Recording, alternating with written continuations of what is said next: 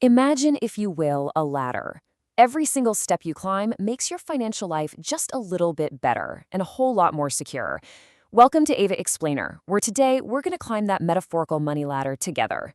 We'll be moving from that overwhelming, sinking feeling of stressing over bills at the very bottom all the way to the ultimate goal at the top, true financial freedom, where your money is actually working for you instead of the other way around. Okay, so let's jump right in. I want you to ask yourself, honestly, where do you currently stand? Because today, we're going to break down the 10 essential steps you need to take, organized into 5 super manageable phases. And hey, whether you've got zero savings right now or you're just looking for a proven system to optimize what you already have, this roadmap is designed to work for you no matter your income. All right, let's kick things off with phase 1. Plug leaks and start saving. Look, if you're spending more than you earn, the goal right now isn't about getting rich. It's honestly just about stopping the bleeding. We have to figure out where your cash is going and stop it from quietly draining away. Now, pretty much any budgeting method works, but people usually quit by week 3 because they pick the wrong one for their actual lifestyle. If you're swiping a card for most things, linking an automated budgeting app takes maybe 2 to 5 minutes a week to review. Super easy. If you're a detail person who wants completely free, full control, spreadsheets might take you 10 to 20 minutes.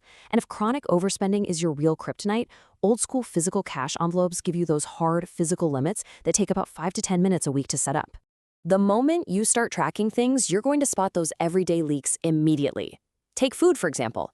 Whipping up a quick sheet pan dinner or grain bowl at home, that costs about $3 to $5. But grabbing a quick lunch out or relying on food delivery apps can easily run you $12 to $15, or way more once those sneaky service fees and tips hit. Doing that just 5 days a week drains literally hundreds of dollars a month for the exact same nutritional value. Now, don't panic.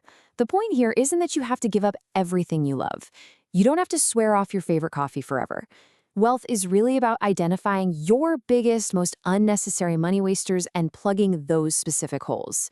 Pick your 2 biggest leaks, maybe it's unused streaming subscriptions or that excessive food delivery habit, and just focus on closing those. As you start plugging these leaks and freeing up some cash, you've got to make a massive psychological shift. You have to start paying yourself first. Seriously, treat your savings like a non-negotiable, absolutely critical utility bill that has to be paid before anything else, even before your fun money. It's about unapologetically prioritizing your future financial health over a momentary impulse buy.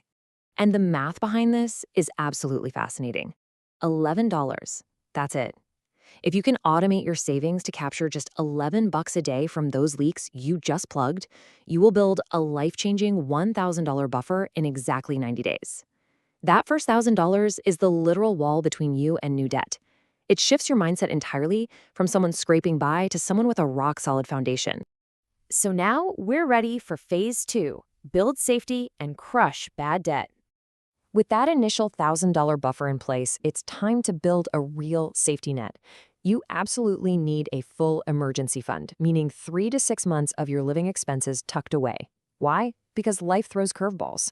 You need this stash so that when an unexpected car repair, a medical bill, or a sudden job loss happens, it's just a small, annoying inconvenience instead of a total financial disaster. Once that net is secure, we have to aggressively go after your debt. But let's be clear, there is good debt and bad debt. Good debt, like a mortgage or reasonable student loans, acts as a tool to help you achieve long-term financial gain. Bad debt, that actively destroys your wealth. We're talking high-interest credit cards or loans used for vacations and designer clothes that offer zero financial return.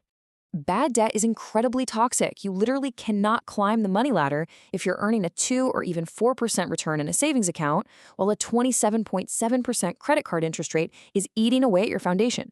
The math just does not work in your favor. You've got to use strategies like the debt avalanche, paying off the highest interest rate first to save the most money, or the debt snowball, knocking out the smallest balances first for quick psychological wins to eliminate this debt as fast as humanly possible. Which brings us to phase 3, earn more and build multiple streams of income.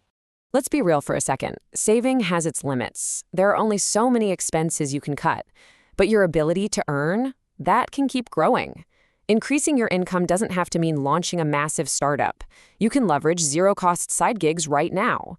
Walk dogs for $15 an hour, freelance on Upwork, sell those clothes sitting in your closet on eBay, drive professionally, or teach a virtual class. Think about it. What hidden skills or unused items do you have right now that you could monetize? Making just an extra $100 a week from these gigs can dramatically change your trajectory. That's over $400 a month. If you throw that straight at your high-interest debt or dump it into your savings, you will fly through these early phases. All right, moving on to phase 4, invest and protect your wealth. Once you're consistently saving, your bad debt is gone, and you're earning more, you hit a tipping point. You have to start investing. Leaving all your cash in a standard bank account yields basically nothing, sometimes as low as 0.04%. But proper investments like index funds, real estate, or alternative property bonds yielding 6.5% or more utilize compound returns. This is the magic where your money earns interest, and then that interest earns even more interest. It multiplies your wealth over time. And remember, you don't need to be rich to start investing. You just start with what you have. Now, as those investment accounts start getting bigger, guarding that money becomes just as important as growing it. You have to protect your assets. This means avoiding unnecessary financial risks, regularly reviewing your insurance policies to make absolutely sure you're covered for your current stage of life, and fiercely protecting that emergency fund we built earlier. And finally, we arrive at phase 5, reach true financial freedom. You made it to the top of the ladder. This is where you fully transition from working for your money to having your money work for you while you sleep.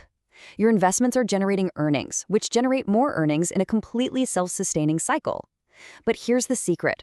At this stage, true financial freedom isn't really about buying flashy luxury goods for social media. It's about choices.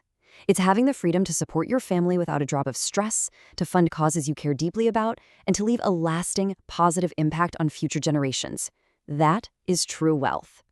So, I want to leave you with one final thought today. Nobody sprints to the top of this ladder in a single day. It happens one small, deliberate step at a time. So please, don't stress about reaching step 10 tomorrow. Instead, I want you to tell me, which step are you currently standing on, and what is the very next action you're going to take today to climb to the next rung? Let me know in the comments below. Take that next step, and I'll see you in the next explainer.